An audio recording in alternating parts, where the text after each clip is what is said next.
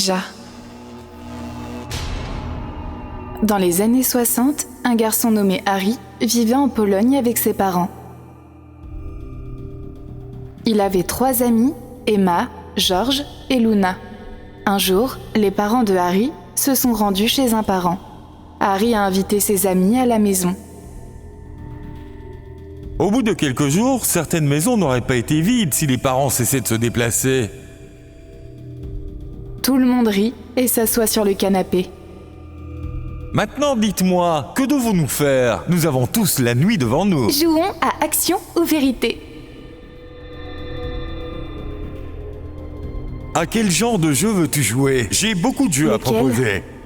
Le jeu Ouija, je viens juste de m'en procurer un. George sort le jeu Ouija de son sac à dos. C'est une planche sombre, craquelée et qui donne des frissons. Où as-tu cette planche, George? Elle appartenait à mon frère. Je l'ai trouvée dans sa cave. Oui, commençons à jouer. Je ne sais pas, ça a l'air effrayant. Un chat effrayé, on va bien s'amuser. Les 4 amis placent chacun leur main gauche sur le tableau et se regardent les uns les autres. Des bougies brûlent tout autour d'eux. George commence à lire la notice fournie avec le tableau. S'il y a une âme autour de nous, révèle-toi à nous. George commence à lire la notice fournie avec le tableau. Tous leurs amis se regardent et sont également nerveux. George répète la même phrase. S'il y a une âme autour de nous, révèle-toi à nous. C'est alors qu'ils entendent le bruit d'un verre qui se brise. Quand ils regardent l'avant de la maison, ils remarquent qu'il y a une fenêtre cassée. Luna a l'air très effrayée. On dirait que quelqu'un a entendu notre voix. Âme, si tu peux nous entendre, réponds à notre appel. Tout le monde regarde vers le jeu et des lettres apparaissent au centre du plateau. O, U, I. Les enfants se regardent les uns les autres, terrorisés. J'ai tellement peur, les gars. Nous devrions arrêter ce jeu. Non, le jeu réel vient juste de commencer. George, tu devrais demander autre chose à cette âme. George réfléchit un moment, puis demande. Quel est ton nom? Ils regardent tous vers le tableau, mais ils n'ont aucune réponse.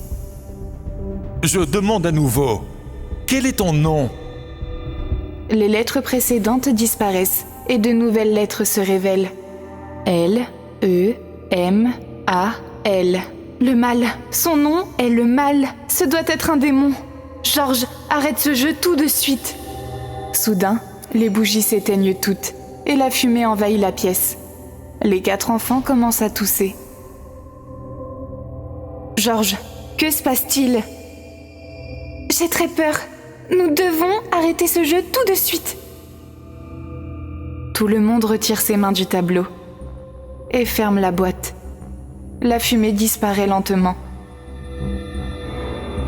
Dieu merci, tout est sous contrôle maintenant. George, on a survécu de justesse aujourd'hui. Ouais, bon sang, tu as raison.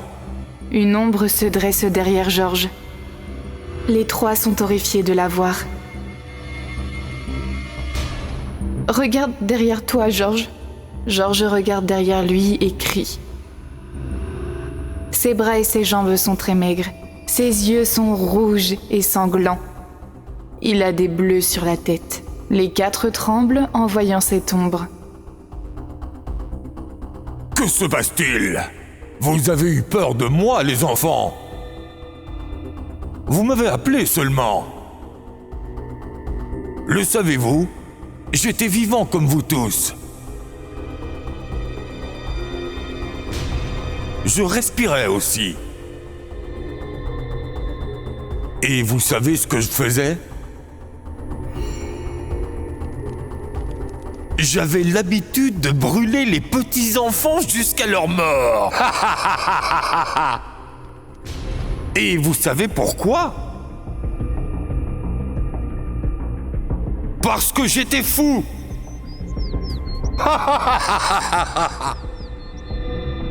Les gens me connaissent sous le nom du tueur diabolique. Un jour, je suis mort dans un accident de voiture. Depuis, j'erre dans ce monde pour chasser.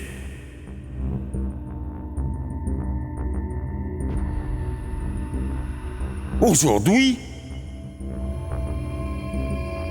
vous m'avez facilité la tâche en me rappelant dans ce monde.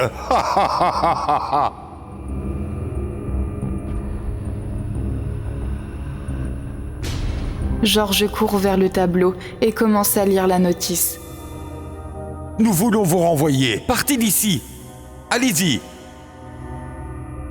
Le mâle s'approche de lui, brise le tableau et prend le papier dans sa main et le réduit en cendres.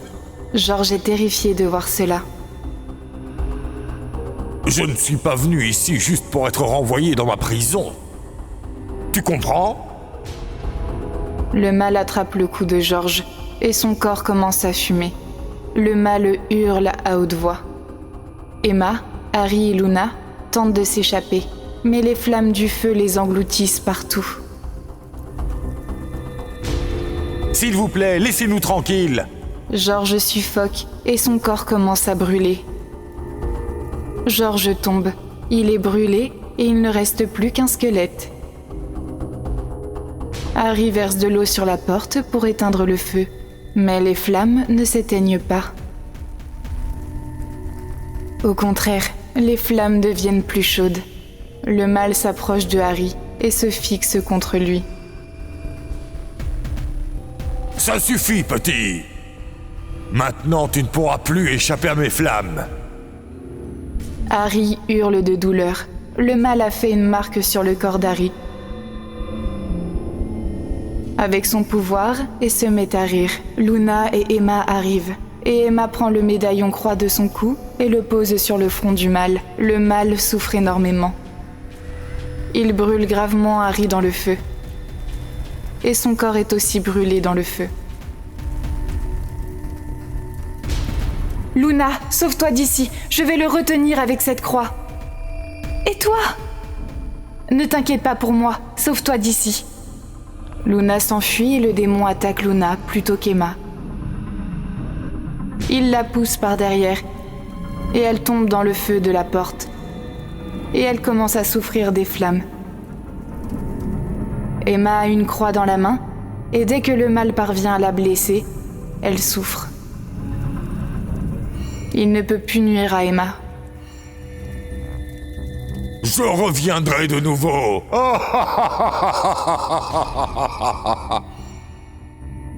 Emma pleure à chaudes larmes, le feu s'éteint. Elle tremble terriblement, ouvre la porte et s'enfuit de cette maison.